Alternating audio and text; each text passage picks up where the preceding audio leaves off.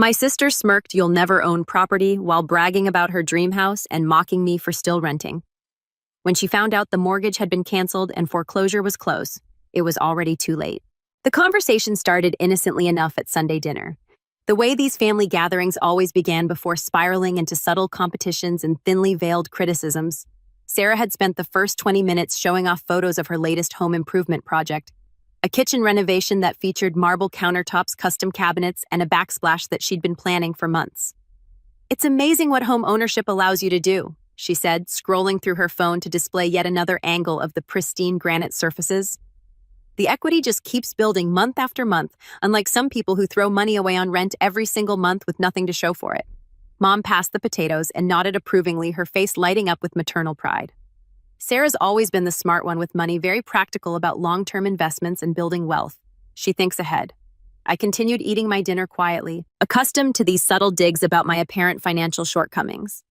To the family, I was the underachiever, the one who worked at what they assumed was a small consulting firm, drove a modest Honda Civic that was 3 years old, and lived in what they believed was a rental apartment in a less prestigious part of town. Speaking of rent, Dad chimed in, cutting his steak with more force than necessary. "Maybe it's time you started thinking seriously about your future, Emma. You can't rent forever like some college student. At 29, most successful people are building equity and investing in real estate, not paying someone else's mortgage month after month." Sarah leaned back in her chair with a satisfied smile, clearly enjoying her position as the financially successful sibling. "I mean, I totally get it. Not everyone has the credit score or down payment saved up for property ownership. The requirements are pretty steep these days, but there are first-time buyer programs available. Even for people in your particular situation." The condescension dripped from every carefully chosen word. Sarah had always positioned herself as the accomplished sibling, the one who had her entire life mapped out and executed perfectly. She'd graduated from business school with honors, landed a prestigious marketing position at a major pharmaceutical company, and purchased her first house at 26, with what she claimed was careful financial planning and disciplined saving. Meanwhile, I was just Emma, the quiet one who kept to herself, never seemed to amount to much professionally, and appeared content with a modest lifestyle that screamed underachiever to anyone paying attention. "The housing market is incredibly competitive right now," Uncle Robert added from across the table, always ready to pile on when the family discussed my various shortcomings. "You need substantial income, perfect credit, and a significant down payment. It's definitely not for everyone. Some people just aren't cut out for that level of financial responsibility." I nodded politely and took another bite of green beans, my standard response to these weekly assessments of my life choices. "You're all probably right about that." "Don't get me wrong," Sarah continued, clearly relishing the spotlight and the opportunity to showcase her superior understanding of personal finance. "There's absolutely nothing wrong with renting. Some people just aren't cut out for the responsibilities that come with home ownership. The constant maintenance, the property taxes, the insurance premiums, the HOA fees. It's a lot to handle, and it requires a certain level of financial sophistication." Mom reached over and patted my hand sympathetically, her expression mixing concern with disappointment. "Maybe you could start small, honey, a little condo or townhouse, something manageable. Work your way up gradually." "If she can even qualify for a mortgage," Dad muttered, not quite under his breath, but loud enough for everyone to hear. The family dinner continued for another hour and a half, with more detailed stories about Sarah's home improvements, her recent promotion to senior marketing manager, and her ambitious 5-year plan to upgrade to an even larger house in the suburbs, with a 3-car garage and a swimming pool. I listened quietly occasionally, nodding when someone addressed me, directly maintaining the role I'd played for years.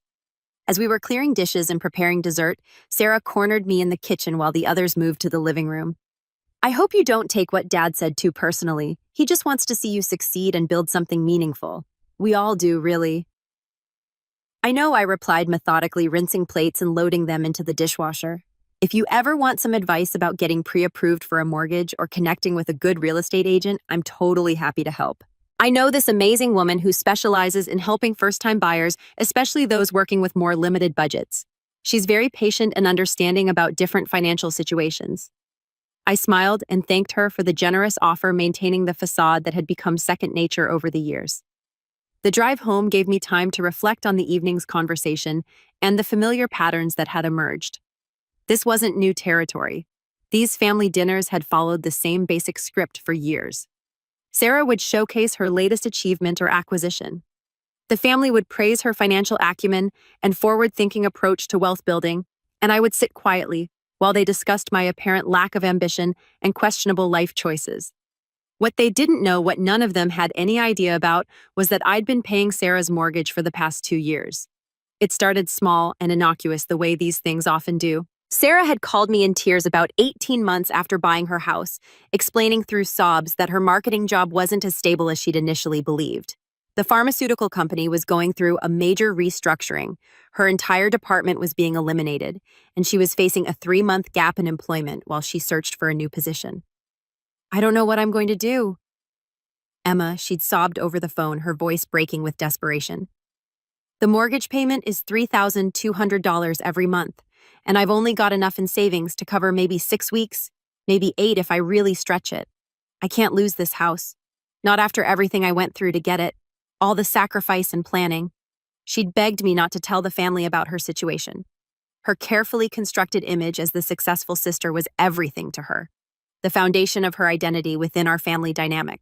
The thought of dad or mom knowing she couldn't afford her mortgage payments was absolutely unbearable to her, so I helped. Initially viewing it as a temporary solution to a short-term crisis. I set up a monthly automatic transfer from my business account to hers, covering her $3,200 mortgage payment while she focused on finding new employment. It was supposed to be a brief arrangement just until she got back on her feet and could resume normal payments. But then she found a new job that paid significantly less than her previous position. The marketing role at a smaller biotechnology company offered better long-term stability and growth potential, but it came with a substantial $30,000 annual pay cut that made her mortgage payments completely unmanageable on her new salary. She kept the house by continuing to accept my monthly payments, which she now framed as a temporary loan that she'd definitely pay back once her financial situation improved. And she either got promoted or found a higher-paying position elsewhere. That was over a year ago, and the payments had continued every month without interruption. The irony of the situation wasn't lost on me. While Sarah delivered lectures about building equity and the long-term benefits of home ownership, I was literally financing her version of the American dream. Every month I transferred $3,200 to keep her afloat financially while she basked in the family's admiration for her supposed financial success and planning capabilities. The consulting firm I supposedly worked for was actually a cover for my real business, a property management company that I'd built from the ground up over the past 5 years. I owned 17 rental properties scattered across the city, generating enough passive income that I could afford to subsidize my sister's lifestyle without significantly affecting my own financial stability or long-term investment plans. But explaining that reality would require revealing the entire web of lies and assumptions that had become the foundation of our family dynamic. Sarah couldn't admit she was struggling financially without destroying her carefully maintained image. And I'd grown tired of trying to prove myself to people who'd already decided I was the family disappointment. Monday morning brought my usual routine of reviewing rental income reports and maintenance schedules. I checked the overnight email from my property manager, Janet, who handled most of the day-to-day operations while I focused on acquisitions and strategic planning. My 17 properties were performing well with occupancy rates above 95% and rental income continuing to increase with market rates. The Riverside property is getting multiple applications from qualified tenants, Janet reported during our weekly call. 3 different candidates, all offering above the listed rent. We could probably get $2,800 instead of the advertised $2,600. Maybe even $2,900 if we're selective. I approved the increase and moved on to reviewing expense reports for recent renovations on a duplex downtown. Business was thriving better than thriving. Actually, the strong real estate market meant my properties were appreciating in value while generating steady rental income that I reinvested in additional acquisitions. My phone buzzed with a text message from Sarah. "Thanks again for dinner last night. Mom absolutely loved seeing the whole family together like that. By the way, I'm super excited about the new backsplash. Already thinking about redoing the master bathroom next. You know how home improvement projects go. There's always something else to update." Smiling face with smiling eyes. I stared at the message for a long moment, processing the casual tone and the mention of another expensive renovation project. The bathroom upgrade would probably cost another $15,000 to $20,000. Money she didn't have that would inevitably be financed through credit cards or personal loans that she'd struggled to repay on her reduced salary. That evening, I made a decision that had been building in my mind for months. I called Janet first, my voice steady and businesslike. I need you to stop processing the monthly payment from Sarah Matthews for the Riverside property, effective immediately. The $3,200 monthly transfer that's been coming through automatically. Are you sure about this? I can set up a different payment method if there's an issue with the current banking setup. No, I said firmly, my decision crystallizing as I spoke. Stop accepting any payments from her entirely, starting next month. Janet was confused but maintained her professional demeanor, understood completely. Should I send formal notice about the payment discontinuation, or will you be handling all communications directly? I'll handle all notifications myself. Next, I called my accountant to discuss the tax implications of discontinuing the arrangement. The monthly payments to Sarah had been structured as family loans rather than rental income, which simplified the documentation and reporting requirements. The hardest call was to Sarah herself. "Emma, what's up?" She answered cheerfully, her voice bright with the confidence of someone who believed her financial support was guaranteed indefinitely. "We need to talk about the monthly mortgage payments," I said without any preamble or small talk. Her voice immediately became cautious and uncertain. "What about them? Is there some kind of problem with the transfer system they're stopping? Next month will be the last payment." Silence stretched for nearly 30 seconds, broken only by the sound of Sarah's breathing becoming more rapid and shallow. "What do you mean stopping, Emma? I can't. You know I can't afford the full mortgage payment on my own. My current salary isn't nearly enough to cover it, plus all the other monthly expenses. I thought we had an understanding and arrangement that worked for both of us. We did have an arrangement for 24 months, but I can't continue subsidizing your lifestyle indefinitely. But I'm finally starting to get ahead financially," she protested, her voice rising with desperation. "The bathroom renovation will add significant value to the house. It's a smart investment that will pay for itself. And I'm really hoping for a promotion next year that could bump my salary back up to where it was before, maybe even higher." I listened patiently as she explained why this particular moment wasn't good timing, how she just needed a few more months to get everything properly sorted out and stabilized. The same explanations and promises I'd been hearing for 24 consecutive months. "Sarah, I can't keep subsidizing your mortgage while you lecture me about financial responsibility and the importance of building equity. What are you talking about? I never lecture you about money or anything like that. Last night at dinner, you spent over an hour explaining why I should buy property and build equity instead of throwing money away on rent every month." Another long pause as the implications sank in. "That's completely different, though. I was just trying to be supportive and helpful. Give you some friendly advice based on my own experience. Advice about home ownership and building wealth while I pay your mortgage every month." Her voice became smaller and more defensive. "You know I appreciate everything you've done for me. I can't lose this house, Emma. It would absolutely destroy me professionally and personally.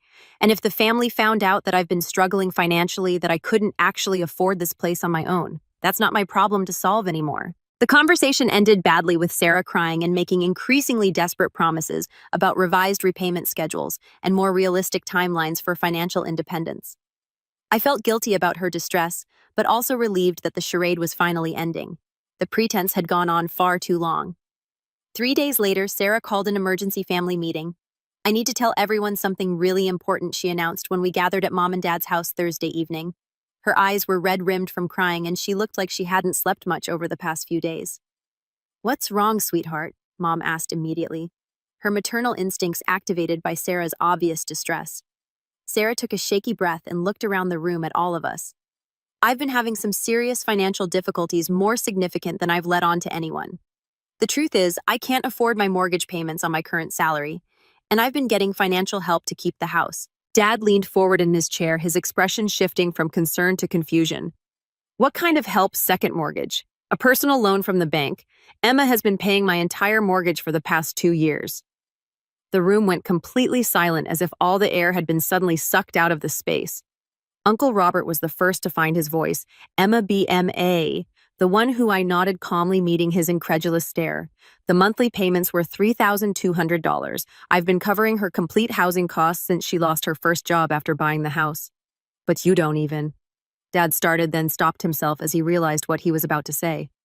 "Own property, have a successful career, make enough money to help anyone else." I filled in the blanks he was struggling with. "Right." Mom looked completely bewildered, as if the fundamental assumptions about our family had suddenly been turned upside down. "How could you possibly afford to pay Sarah's mortgage? Your job at that little consulting firm." My consulting firm manages $12 million in residential real estate assets. I personally own 17 rental properties throughout the city. Sarah's mortgage payment represents approximately 8% of my monthly rental income. The revelation hit the room like an explosion. Sarah was crying, quietly embarrassed by the public exposure of her financial dependence. Dad's face had gone through several distinct color changes as he processed the information that completely contradicted everything he thought he knew about my financial situation. 17 properties. Uncle Robert repeated weakly as if saying the words might make them make more sense. Started with a duplex 5 years ago. Used the rental income to qualify for investor loans on additional properties. Pretty standard wealth-building strategy in real estate investment. Janet had prepared a portfolio summary for exactly these kinds of situations.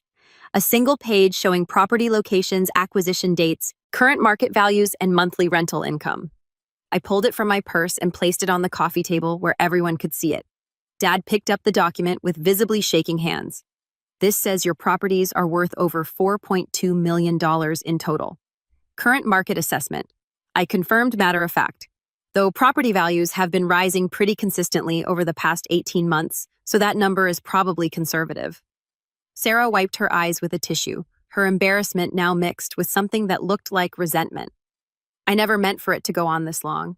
I kept thinking I'd get a better job or a significant promotion or something that would let me pay Emma back and handle the mortgage payments myself. Why didn't you tell us Emma was helping you financially? Mom asked, her voice barely above a whisper. Because you all think she's the family failure. Sarah snapped, her embarrassment suddenly turning to defensive anger. Every single family dinner is about how successful I am and how Emma needs to get her life together and start making better choices. How was I supposed to explain that this successful sister needed financial support from the unsuccessful one? The room fell quiet again as everyone absorbed the full implications of what had been revealed. So when you've been giving me advice about building equity and buying property, I said to Sarah, letting the sentence hang in the air. I know exactly how it sounds, she said miserably. I wanted to keep up the image. You know, I worked so incredibly hard to buy that house. And when I couldn't afford it anymore, I couldn't bear to admit failure to everyone. Dad cleared his throat awkwardly. Emma, I owe you a serious apology. We all do. We've been completely wrong about your situation for years. Wrong about a lot of things. I agreed, my voice remaining calm and measured. But why didn't you ever say anything? Mom asked, her confusion genuine. All these years of us thinking you were struggling financially, making assumptions about your career? Because it didn't matter what any of you thought about my success. I didn't need your approval or recognition to build a profitable business. But I did get tired of funding Sarah's lifestyle while she lectured me about financial responsibility. Uncle Robert was still staring at the property portfolio document. You've been carrying all of this financial success quietly for years while you made assumptions, offered unsolicited advice. Treated me like the family disappointment. I shrugged. Real estate investment isn't particularly dramatic or exciting. You buy properties, maintain them properly, collect rent, and reinvest the profits. It's boring and steady, which doesn't make for exciting dinner conversation. Sarah looked up from her tissues. What happens now with the house? I mean, that's your problem to solve, I said firmly. You have 30 days to figure out how to cover your mortgage payment without my financial support. I can't afford it on my current salary. You know that's impossible. Then sell the house. Downsize to something you can actually afford on your income, or find a way to increase your earnings, but I'm not subsidizing your lifestyle anymore. The family meeting ended with a lot of uncomfortable silence and half-hearted apologies that felt more obligatory than genuine. Dad promised to be more supportive and less judgmental in the future. While Mom insisted she'd always believed in my potential despite all evidence to the contrary, Uncle Robert asked for investment advice, which felt particularly ironic given his previous commentary about my financial prospects. Over the following weeks, Sarah explored her limited options with growing desperation. She listed the house for sale and started looking at smaller condos and townhouses that would fit within her actual budget. The elaborate bathroom renovation plans were quietly abandoned, along with several other home improvement projects she'd been planning. The hardest adjustment for her seemed to be accepting the reality of living within her actual means.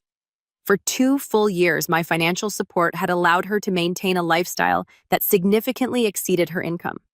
Without that safety net, she was forced to make real choices about spending priorities and lifestyle expectations. At the next family dinner, the entire dynamic had shifted dramatically. Instead of Sarah showing off expensive home improvement projects and dispensing financial advice, the conversation focused on her house hunting process and plans for downsizing to a more manageable living situation. Dad asked thoughtful questions about my real estate business operations, while Mom wanted to understand how I'd managed to build such a successful portfolio so quietly. "I still can't believe you never said anything about your success," Sarah admitted over dessert, her voice carrying a mixture of admiration and resentment. "All those times we made comments about your career prospects or your apartment. I live in a one-bedroom apartment because I don't need much personal space," I explained patiently. "My money goes toward acquiring income-producing assets, not lifestyle inflation or impressing other people.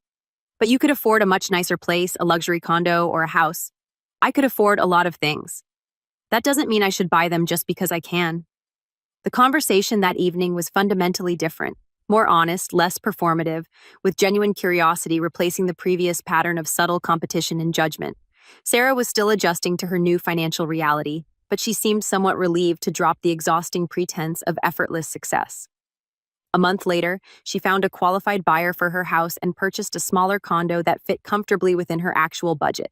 The equity from the sale paid off her accumulated credit card debt and provided a modest emergency fund for future unexpected expenses. "It's actually really nice," she told me when I helped her move into the new place. "Smaller, obviously, but I don't have to constantly worry about affording the monthly payments, and no more pretending to be something I'm not financially." The family dynamics continued to evolve gradually. Dad started asking for my opinion on financial matters and investment strategies, while Mom seemed genuinely interested in understanding how I'd built my business so successfully. Uncle Robert, perhaps most transformed by the revelation, had become almost differential in his interactions with me. But the biggest change was in my relationship with Sarah. Without the financial dependence and the constant need to maintain false appearances, we could finally be completely honest with each other about our respective situations. She was working diligently on rebuilding her financial stability and independence, while I was learning to be more open about my successes and long-term goals. The Sunday dinners became more balanced conversations with everyone contributing their perspectives rather than one person dominating with carefully curated achievement stories. Sarah talked openly about her job search for a position with better compensation, while I shared updates about property acquisitions and market trends. "I still feel absolutely terrible about all those years of taking your money while simultaneously criticizing your life choices," Sarah said during one of our private conversations several months later. "It taught me something valuable," I replied thoughtfully. "Family support shouldn't come with strings attached or expectations, but it also shouldn't enable people to avoid facing reality indefinitely." Looking back, the 2 years of secret financial support had been both manageable from a business perspective and emotionally exhausting on a personal level. I'd gained important insights into the difference between helping someone through a genuine temporary crisis and subsidizing their permanent lifestyle choices that exceeded their actual means. Sarah's house sale closed on a Tuesday afternoon in November. That evening, she sent me a text message. "First mortgage payment on the condo paid entirely from my own account. Feels absolutely amazing. Thank you for everything you did and for finally saying no when you needed to." The message felt like closure on a chapter that had defined our relationship for far too long. Sarah was learning to live authentically within her means, while I was learning to set appropriate boundaries that protected both my financial resources and my emotional well-being. The family had adjusted to a completely new understanding of everyone's actual circumstances and capabilities. No more assumptions about success or failure based purely on outward appearances or lifestyle choices. No more lectures about financial responsibility from someone who couldn't afford their own supposedly successful lifestyle. Most importantly, no more monthly transfers to maintain someone else's carefully constructed illusion of prosperity while being treated as the family disappointment who couldn't get her life together. That felt definitely worth celebrating.